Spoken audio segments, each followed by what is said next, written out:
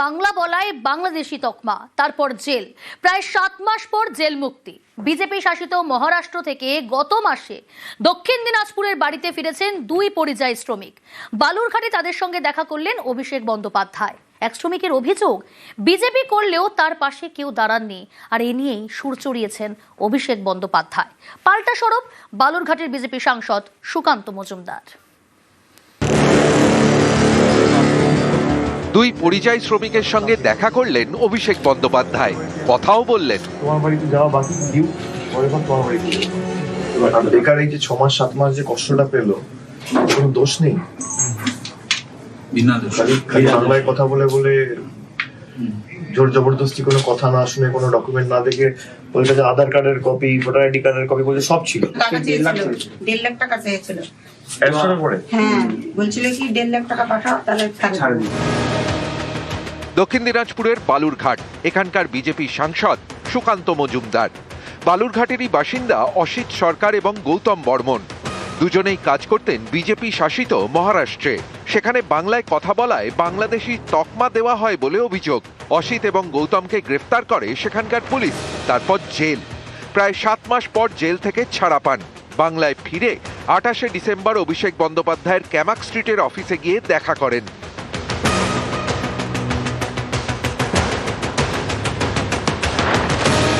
বুধবার বালুরঘাটে গিয়ে অসিত গৌতমের সঙ্গে দেখা করেন অভিষেক বন্দ্যোপাধ্যায়। পরিযায়ী শ্রমিক তথা বিজেপি কর্মী গৌতমের অভিযোগ, তারা যখন বিপদে পড়েছিলেন তখন বিজেপির কেউ পাশে দাঁড়াননি। আমি গেছিলাম, আমার মেয়ে গেছিল, ফোন টোন কিছুই করেন না, একটা যোগাযোগ করা বা বলা না, কিছু হবে না হবে সে তো পরের ব্যাপার, কিন্তু ফোন করে একবার বলা তো উচিত। ফোন দিতই না তো আমার। ওখানে তো সরকার তো বিজেপি, একবার ফোন করে তো বলা উচিত। করতে পারবে না পারবে সে তো পরের কথা। সুকান্ত মজুমদার বলছিল যে কাজ হচ্ছে, এটুকুই বলছিল। তারপর আর কোনো 3 মাস তো কোনো খোঁজ নেই। মমতা ব্যানার্জি প্লাস অভিষেক স্যার আমাদেরকে জেল থেকে সরানোর ব্যবস্থা করে। বিজেপির থেকে কোনো সাহায্য পায়নি, তো যা সাহায্য করেছে আমাদেরকে তৃণমূল তরফ থেকে সাহায্য করেছে, এবং তৃণমূল তরফ থেকে আমাদেরকে বাড়ির ব্যবস্থা, খাওয়া দাওয়া যত আছে সবকিছু দিয়েছে বাড়িতে। বম্বে মহারাষ্ট্রে কাম করতে গিয়ে 7 মাস, দীর্ঘ 7 মাস আমি জেল খাটে আসি। কিন্তু এই দীর্ঘ 7 মাস কি কষ্ট করেছি আর কি না কষ্ট পেয়েছি, এটা একমাত্র আমরা জানি। জেল খাটার পরে এই যে আজ বের হয়ে আসলাম, সবকিছু অবদান আমাদের তৃণমূল কংগ্রেস পার্টি, আমাদের অভিষেক স্যার, এবং যা কিছু সবকিছু, এই যে অবদান, এই অবদান তো ভোলা যাবে না। এই 2 পরিযায়ী শ্রমিকের পাশে দাঁড়িয়ে এদিন সুর চড়ান তৃণমূলের সর্বভারতীয় সাধারণ সম্পাদক। সুকান্ত মজুমদারের দায়িত্ব নয় যে আমার এলাকা থেকে যদি কেউ কোনো সমস্যায় পড়ে তার পাশে দাঁড়ানোর? আরে আপনি তৃণমূলকে গালাগালি দিতে তো পিছু হন না। যারা আপনাকে জিতিয়েছে, আপনার কর্তব্য নেই, আপনার দায়িত্ব নেই? আমরা আগে এনেছি, আমরা করে তারপর কথা বলি। আমরা ওদের মতো না যে আমাদের সুযোগ দাও আমরা করে দেখাবো। দেখুন, অভিষেক বন্দ্যোপাধ্যায় যাদের সাথে দেখা করেছেন, দেখা করার আগেই তো আমি তার ভিডিও ফাঁস করে দিয়েছি। সেই ভিডিওতে স্পষ্ট বোঝা যাচ্ছে যে আমি তাদেরকে সাহায্য করেছি। তারপরে তাদের কাছে কিছু অফার গেছে, চাকরি দেওয়ার অফার গেছে, 2 লক্ষ টাকা দেওয়ার অফার গেছে, সেই জন্য তারা ওই পক্ষে আছে। দেখুন, বালুরঘাট লোকসভাতে অভিষেক বন্দ্যোপাধ্যায় 2 বার গেছেন আমাকে হারানোর জন্য, একটা লোকসভাতে। নিউজ 18 বাংলা। বালুরঘাটে গিয়ে সুকান্তকে নিশানা অভিষেকের। অভিষেককে পাল্টা আক্রমণ সুকান্ত মজুমদারের। বিভাজনের রাজনীতি করে মানুষকে ভুল বুঝিয়ে এই করব তাই করব, কি করেছে? এই উত্তর দিনাজপুর, দক্ষিণ দিনাজপুর জেলা দুটোর জন্য 11 বছর তো ভারতীয় জনতা পার্টির সরকার ক্ষমতায় পয়সা নিয়ে এসছে। একটা খালি ট্রেনের স্টপেজ করে দিচ্ছে আর 4টে করে চিঠি রিলিজ করছে। আপনাকে মানুষ নির্বাচিত করেছে ট্রেনের স্টপেজ করার জন্য? আপনি কি স্টপেজ মিনিস্টার? এখান থেকে যে ট্রেনগুলো চলতো, রাধিকাপুর আনন্দ বিহার, সপ্তাহে 7 দিন চলতো, এখন 1 দিন চলে। বিজেপি সরকার আসার পর মানুষকে দেওয়ার জায়গায় মানুষের থেকে কাটছে। দেখুন, বালুরঘাট লোকসভাতে অভিষেক বন্দ্যোপাধ্যায়, আমি ভাষণে বলবো ভেবেছিলাম, 2 বার গেছেন আমাকে হারানোর জন্য, একটা লোকসভাতে। ওনার পিসি গেছেন 4 বার, 4টে বিধানসভাতে সভা করেছেন অভিষেক বন্দ্যোপাধ্যায়ের পিসি অর্থাৎ মমতা বন্দ্যোপাধ্যায়। উদ্দেশ্য কি? সুকান্ত মজুমদারকে হারানো। এছাড়াও তৃণমূলের একাধিক নেতা মন্ত্রী গিয়ে ওখানে ঘাঁটি গেড়ে বসেছিল যে সুকান্ত মজুমদারকে হারাতে হবে। তো আপনার মমতা বন্দ্যোপাধ্যায় 4 বার 7টে সভা করে হারাতে পারেনি, তো তুই কোন চুনোপুটি?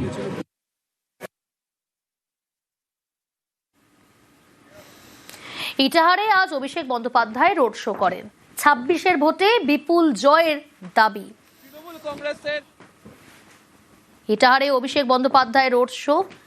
26-এর ভোটে বিপুল জয়ের দাবি অভিষেক বন্দ্যোপাধ্যায়। আজ বিকেলে ইটাহারে রোড শো করেন তিনি।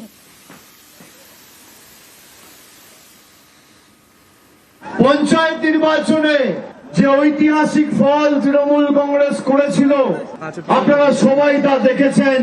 কার্যত পঞ্চায়েতের জয়ের খুঁটি পুজোটাই ইটাহারে করেছিলাম, আর আগামী 26-এর চতুর্থবার জয়ের খুঁটি পুজোটা আজকে এই মাটিতেই করে দিয়ে গেলাম আপনাদের সকলকে সাক্ষী রেখে। যে কৃতজ্ঞতার ঋণে আপনারা আমাকে আজকে আবদ্ধ করেছেন, আমি আপনাদের কাছে চির ঋণী। যে উৎসাহ উদ্দীপনা আমি লক্ষ্য করেছি, আমি ধন্যবাদ জানিয়ে আপনাদের ছোট করব না। আপনারা সবাই আমার পরিবারের মানুষ। সহকর্মী সমবয়সী যারা রয়েছে তাদেরকে বলবো, লড়াই জোরদার। তৃণমূল কংগ্রেসের ক্ষমতা কি ইটাহার তো ট্রেলারটা দেখালো, আগামী দিন পুরো সিনেমাটা দেখাতে হবে। মালদার সাংগঠনিক বৈঠকে অভিষেক বন্দ্যোপাধ্যায় জেলা নেতৃত্বকে সমন্বয়ের বার্তা দিলেন তিনি। মালদার সাংগঠনিক বৈঠকে অভিষেক বন্দ্যোপাধ্যায় বৈঠকে কি বার্তা দিলেন আরো বিস্তারিত জানাবে আবির, রয়েছে টেলিফোন লাইনে। আবির, দেখো, এই দিনকে তিনি ইটাহার থেকে রোড শো করে তিনি মালদাতে আসেন এবং মালদাতেই জেলা নেতৃত্বের একাংশের সঙ্গে তিনি বৈঠক করেছেন। বৈঠকেতে এক হচ্ছে সমস্ত নেতা তারা যেন একসঙ্গে থেকে কাজ করেন, নিজেদের মধ্যে কোনো দূরত্ব যাতে না রাখেন সেই প্রসঙ্গের কথা মনে করিয়ে দেওয়া হয়েছে। পাশাপাশি তুমি জানো যে চলতি মাসেই মালদাতে প্রধানমন্ত্রী সভা করার কথা রয়েছে, একই সঙ্গে কংগ্রেসের শীর্ষ নেতৃত্বেরও সভা করার কথা রয়েছে এবং সদ্যই যেহেতু মমতা ব্যানার্জি নূর তিনি দলবদল করেছেন, তা নিয়ে কংগ্রেস শিবিরের তরফ থেকেও মালদাতে তারা নানা রকম প্রচার শুরু করছে। এই অবস্থাতে দাঁড়িয়ে তৃণমূল কংগ্রেসের তরফ থেকেও পাল্টা যে সভা করার যে প্রস্তুতি, সেই প্রস্তুতির কথা বলা হয়েছে। একই সঙ্গে বলা হয়েছে যে এসআইআর এর মতো বিষয় সেখানে নিয়ে প্রথম দিকে অত্যন্ত দ্রুত গতিতে তারা কাজ করেছিলেন, কিন্তু কোথাও গিয়ে একটা ঢিলেমি নজরে পড়েছে, সেটা কাটিয়ে উঠে যেন মানুষের সঙ্গে তারা এসআইআর ইস্যুতে জনসংযোগ যেন পর্যাপ্তভাবে বজায় রাখে। এছাড়া হচ্ছে জেলায় বিজেপি এবং কংগ্রেস সেটিং করে চলছে, এর বিরুদ্ধে জোরদার প্রচার চালাতে বলা হয়েছে। সব মিলিয়ে আজকে তিনি বৈঠকের সময় খোঁজও নিয়েছেন, আজকে মালদাতে একজন জেলের মৃত্যুর ঘটনা ঘটেছে, সেই সম্পর্কে খোঁজ খবর নিয়েছেন বৈঠকের মধ্যে অভিষেক। বেশ, সকলকে একত্রিতভাবে একসাথে চলে বিজেপি, কংগ্রেস এবং সিপিএম এর বিরুদ্ধে জোরদার প্রচারে নামতে হবে। কিছু পরিযায়ী নেতারা বিভিন্ন জায়গা থেকে আসবে, বিজেপির তরফ থেকে প্রধানমন্ত্রী বা কংগ্রেসেরও কয়েকজনের আসার কথা আছে। তাদের বিরুদ্ধে আমরা জেলা নেতৃত্ব জানিয়েছি যে আমাদের পাল্টা সভা করার জন্য তিনি নির্দেশ দিয়েছেন। সামনের কিছুদিনের মধ্যেও আমাদের এখানে একটা বড় সভা হতে যাচ্ছে, পাল্টা সভা। দলই শেষ কথা, দলের নির্দেশই শেষ কথা। পুলিশকে হুঁশিয়ারি সুকান্ত মজুমদারের। বাঁকুড়ার তালডাংরার সভা থেকে হুঁশিয়ারি। তালডাংরায় আক্রান্ত বিজেপি কর্মী, তৃণমূলের বিরুদ্ধে মারধরের অভিযোগ। থানার আইসিকে হুঁশিয়ারি সুকান্তর। মারধরের অভিযোগ অস্বীকার তৃণমূলের। থানার আইসি সাহেব, এইখানে দেখছেন তো নীল রং, আপনাকে আমি স্পষ্ট বলে যাচ্ছি, আমার জেলা সভাপতি যাবে, এফআইআর নেবেন, এই অপরাধীদের বিরুদ্ধে উপযুক্ত ব্যবস্থা নেবেন। যদি না নেন আপনার থানার এরকম অবস্থা করবো আমি এসে। আপনার থানা কিন্তু আর ভালো থাকবে না, এই গ্যারান্টি দিয়ে গেলাম। পরিষ্কার বলে যাচ্ছি, আমার ছেলের গায়ে যদি হাত পড়ে পাল্টা হিসাব হবে। কোন ভারতীয় জনতা পার্টির কর্মীদের গায়ে হাত দিলে তৃণমূল কংগ্রেসের সেই তাদের পাল্টা ব্যবস্থা হবে। আইসি সাহেব, আপনাকে আরেকবার বলছি, এসপি কে এখানে তাকে বলে দিচ্ছি, এসে লাগাতার এমন ধর্ণা করবে এবং আপনার থানার এমন অবস্থা করবো, এই থানা বলে আর কেউ চিনতে পারবে না, কুরুক্ষেত্রে যুদ্ধক্ষেত্র মনে হবে। নন্দীগ্রামে শহীদ স্মরণ দিবসের শুভেন্দু। মঞ্চ থেকে মমতা বন্দ্যোপাধ্যায়কে নিশানা, শুভেন্দুকে পাল্টা কটাক্ষ কুণাল ঘোষের। এই আন্দোলনে সবচেয়ে বড় বেনিফিশিয়ারি নাম হলো এই রাজ্যের মুখ্যমন্ত্রী মমতা বন্দ্যোপাধ্যায়। সবচেয়ে বড় বেনিফিশিয়ারি আমি নই। আরে আপনি যদি নিজের দমে মুখ্যমন্ত্রী হতেন, আপনার জনপ্রিয়তা হতেন, তাহলে 2001 সালে আপনি মুখ্যমন্ত্রী হতেন। আর নন্দীগ্রামের জন্য আপনি মুখ্যমন্ত্রী হয়েছেন, তাই আপনাকে 13 বছর অপেক্ষা করতে হয়েছে, 98 সাল থেকে 2011 সাল। আপনি 1,08,000 ভোট পেয়েছেন, একদিনও নন্দীগ্রামে আসেননি গত 5 বছরে। নন্দীগ্রামের মানুষের খোঁজ নেননি। প্রকৃত পরিবর্তন এলে এই পরিবারগুলি সামগ্রিকভাবে এলাকার মানুষ শান্তি পাবে। মমতা বন্দ্যোপাধ্যায়ের আশীর্বাদে যারা সাংসদ হয়েছেন, বিধায়ক হয়েছেন, মন্ত্রী হয়েছেন, দলের বিভিন্ন শীর্ষ কমিটিতে ছিলেন, তারা যদি একটা ভিডিও বেরোবার পর বিভিন্ন কারণে দলবদল করে থাকেন, তাহলে এই বিশেষণগুলো কার প্রাপ্য আমার মনে হয় ওনার আয়নায় মুখ দেখে নেওয়া উচিত। মাত্র 24 ঘন্টার মধ্যেই বক্তব্য বদল। মন্ত্রী কেন বুথ সভাপতিও হতে চান না, আজ মন্তব্য দিলীপ ঘোষের। গতকাল রানাঘাটে মন্ত্রী হওয়ার ইচ্ছে প্রকাশ করেন। পরিবর্তন তো এমনিতেই হবে, কিন্তু আমরা একটু তাড়াতাড়ি চাইছি। আপনারা অনেকে বলতে পারেন, হ্যাঁ আপনাদের বোধহয় আর বাইরে থাকতে ভালো লাগছে না, মন্ত্রী হতে চাইছেন। নিশ্চয়ই মন্ত্রী হব, মন্ত্রী তো হতেই হবে, নাহলে আপনাদেরকে সুবিধা দেবো কি করে? গরিব মানুষের জীবনের পরিবর্তন কি করে করবো? অনেকে বুঝতে পারেনি দিলীপ ঘোষ কি চায়, এখন দিলীপ ঘোষকে বুঝতে সময় লাগবে। আমি বলেছি আমরা পরিবর্তন করছি, আমরা এখানে সরকার গঠন করব, মন্ত্রী মুখ্যমন্ত্রীও হবে এবং মানুষের জীবনের পরিবর্তন করব। দিলীপ ঘোষ মন্ত্রী হতে কেন, বুথ সভাপতি হতেও আসেনি, পরিবর্তন করতে এসছে। ভোটের আগে বঙ্গ বিজেপির নতুন রাজ্য কমিটি, নতুন কমিটিতে পুরনোদের গুরুত্ব। নতুন রাজ্য কমিটি, আর সেই নতুন রাজ্য কমিটিতেই পুরনোদের গুরুত্ব দেওয়া হয়েছে।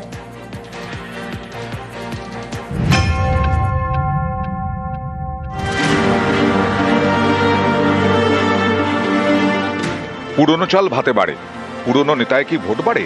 ভোটের আগে বিজেপির নতুন রাজ্য কমিটি ঘোষণা, নতুন কমিটিতে পুরনোদের গুরুত্ব। বিজেপি রাজ্য কমিটিতে মোট 35 জন, এর মধ্যে অনেকেই পুরনো।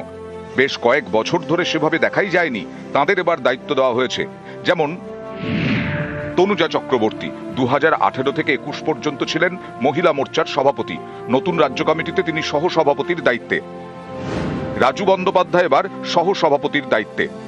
প্রবাল রাহা, দেবশ্রী চৌধুরী, বাপি গোস্বামী ছিলেন রাজ্য কমিটির সদস্য, এবার তাঁরা সহ সভাপতি এবং সাধারণ সম্পাদকের দায়িত্বে। মহিলা মোর্চার সদস্য ছিলেন শশী অগ্নিহোত্রী, তাকে করা হলো সাধারণ সম্পাদক। সাধারণ সম্পাদক পদে বহাল লকেট চট্টোপাধ্যায়, জ্যোতির্ময় সিং মাহাতো। শুধু রাজ্য কমিটি নয়, দলীয় মুখপাত্র পদেও পুরনো মুখ। রাজ্য বিজেপির প্রধান মুখপাত্র করা হয়েছে দেবজিৎ সরকারকে। রাজ্য সভাপতি হওয়ার আগে এই পদে ছিলেন শ্রমিক ভট্টাচার্য। গত জুলাই মাসে রাজ্য বিজেপির সভাপতি হন শ্রমিক ভট্টাচার্য। প্রায় 40 বছর ধরে যিনি বিজেপির সদস্য, রাজ্য সভাপতি হয়ে আদি নব্যদের একসঙ্গে নিয়ে চলার উপর জোর দেন শ্রমিক। যারা পুরনো তারা মনে রাখবেন, নতুন মানুষ পার্টিতে না এলে পার্টি বাড়বে না। কোনো নতুন নেই, কোনো পুরনো নেই, যার হাতে বিজেপির পতাকা সেই বিজেপি। কয়েকদিন আগে রাজ্যে আসেন অমিত শাহ, তিনি ফিরিয়ে এনেছেন দিলীপ ঘোষকে, যা থেকে বার্তা স্পষ্ট, এবার পুরনোদেরও যথেষ্ট গুরুত্ব দেওয়া হচ্ছে। এবার বিজেপি রাজ্য কমিটিতেও পুরনোদের গুরুত্ব। সুস্মিতা মণ্ডল, নিউজ 18 বাংলা। এসআইআর এ বৈধ নথি হিসেবে নাকি সিএ সার্টিফিকেট চলবে, কিন্তু সেই সার্টিফিকেট মিলছে কোথায়? চিন্তায় মতুয়াদের অনেকেই। তাদের আশ্বস্ত করার চেষ্টা শুভেন্দু অধিকারীর। মতুয়াগড় বনগাঁয় গিয়ে দাবি করলেন আবেদনকারীদের দ্রুত সিএ সার্টিফিকেট দেওয়া হবে। মতুয়াদের মন পেতেই তৎপর শান্তনু ঠাকুরও। তার অনুগামী মতুয়াদের নিয়ে গেলেন রাষ্ট্রপতির কাছে। মোদি হ্যায় তো মুমকিন হ্যায়, কোন মতুয়ার নাম হিন্দু শরণার্থীর নাম ভোটার তালিকা থেকে কাটতে দেব না, দেব না, দেব না। একটাও বাংলাদেশি মুসলমান রোহিঙ্গার নাম ভোটার লিস্টে থাকতে দেব না, দেব না, দেব না।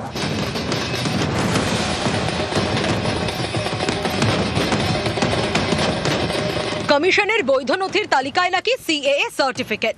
এসআইআর এ এই সিএএ সার্টিফিকেট দেখিয়ে নাকি ভোটার লিস্টে নাম তোলা যাবে। বুধবার মতুয়াগড় বনগাঁয় যান শুভেন্দু অধিকারী। মতুয়া সম্মেলনের মঞ্চ থেকে দাবি করেন আবেদনকারীদের দ্রুত সিএএ সার্টিফিকেট দেওয়া হবে। বাংলাদেশ, পাকিস্তান, আফগানিস্তান থেকে যারা ধর্ম বাঁচানোর জন্য ভারতে আসবে, তারা সিএএ তে আবেদন করলে তাদেরকে নাগরিকত্ব দেবে ভারত সরকার। সিএএ সার্টিফিকেট দেওয়ার ক্ষেত্রে ঠাকুরবাড়ির সার্টিফিকেট, মতুয়া মন্দিরের সার্টিফিকেট ভারত সরকার গ্রহণ করবে। এখন অব্দি 60,000 মানুষ সিএএ তে আবেদন করেছেন। কার ভাতা বন্ধ হয়েছে, কার চাকরি চলে গেছে, একটা নাম বলুন। 1000-এর বেশি সিএএ সার্টিফিকেট পেয়ে গেছেন, দ্রুততার সঙ্গে বাকিরা পেয়ে যাবেন। মতুয়াদের অনেকে কিন্তু অন্য কথা বলছেন। কি হবে এখন তো আমি সেটা ভাবছি, চিন্তা করছি। ভয়তে আছি না, পর্যন্ত এখন ভয় যাবে না। সম্প্রতি পশ্চিমবঙ্গে আসেন নরেন্দ্র মোদী। খারাপ আবহাওয়ার কারণে রানাঘাটের সভায় যেতে পারেননি, তাই অডিও বার্তা দেন।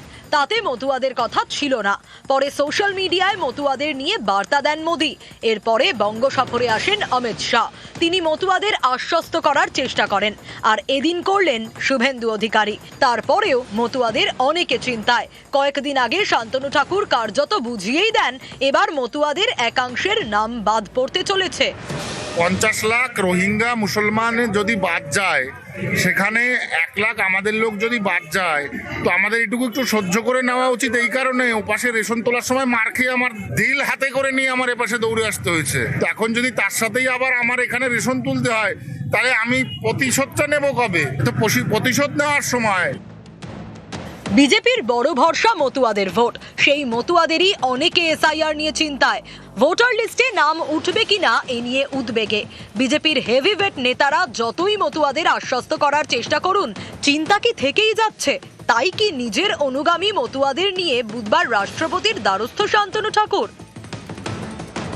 অল ইন্ডিয়া মতুয়া মহাসংঘের পক্ষ থেকে 6 জন ডেলিগেটস আমরা গেছিলাম। মতুয়া সমাজের জন্য যে আগামী দিনে অর্থনৈতিক সামাজিক উন্নয়ন কিভাবে করা যায় সেটা নিয়ে আলোচনা হয়েছে, এবং শ্রীধাম ঠাকুরনগরে আমরা ওনাকে ইনভাইট করেছি। এসআইআর সংক্রান্ত বিষয়ে আমি মনে করি না মহামান্য রাষ্ট্রপতি মহোদয়কে বলে কোনো কিছু হবে, ওটা ওনার ডিউটির মধ্যে পড়ে নাই। নাগরিকত্ব তো আমাদের কেন্দ্রীয় সরকার দিচ্ছেই, সেটাতে উনি অ্যাপ্রিসিয়েট করলেন। শান্তনু ঠাকুর আজকে তাদের পায়ের তলার মাটি নেই। তারা দেখছে মতুয়ার ভোট আমাদের এখানে কেটে গেছে এতদিন, 2019 থেকে আর এই পর্যন্ত প্রায় 7 বছর 8 বছর আজকে ও একজন এমপি মিনিস্টার হয়েছে। তখন রাষ্ট্রপতির কাছে এতদিন মতুয়াদের উন্নয়নের কথা মনে পড়েনি। আজকে যে মতুয়াদের ভোটের যে সবথেকে বড় যেটা প্রয়োজন, যে আমার অধিকার, আমি এই দেশের নাগরিক, তার জন্য তো ভোট দিতে পারি, সেই ভোটটা আমার কেটে যাচ্ছে, তার জন্য সেখানে কথা বলেনি। এটা একটা মারাত্মক দুঃখজনক। সেই মতুয়াদের জন্য কি করছে যে তাদের ভোটটা নিল। ও তো অলরেডি বলেই দিয়েছে যে মতুয়াদের ভোট কেটে গেলে ওর কোনো কিছু আসে যায় না। তো তার কাছে তার কি আমরা আশা করতে পারি? নিউজ 18 বাংলা। বিএলওদের ফের হুঁশিয়ারি নির্বাচন কমিশনের। এবার কমিশনই এফআইআর করবে বিএলওদের বিরুদ্ধে। এ বিষয়ে বিস্তারিত জানবো। সোমরাজ রয়েছে আমার সঙ্গে। সোমরাজ, কমিশনের তরফ থেকে ফের হুঁশিয়ারি বিএলওদের বিরুদ্ধে, কড়া পদক্ষেপের কি কড়া পদক্ষেপ নেওয়া হচ্ছে? দেখো, তুমি দেখেছো এফআইআর প্রক্রিয়া চলাকালীন রাজ্যের একাধিক বিএলওকে শোকজ করা হয়েছে। এমনকি সেই বিএলওদের বিরুদ্ধে বিভাগীয় তদন্ত পর্যন্ত পদক্ষেপ করার পথেও হাঁটি হেঁটেছে কমিশন। মূলত ইনামুরেশন ফর্ম নিয়ে একাধিক অভিযোগ আসার পর এবার কিন্তু বিএলওদের বিরুদ্ধে নির্বাচন কমিশন স্পষ্ট সিদ্ধান্ত নিয়েছে যে তাদের বিরুদ্ধে এফআইআর করবে। কেন এফআইআর?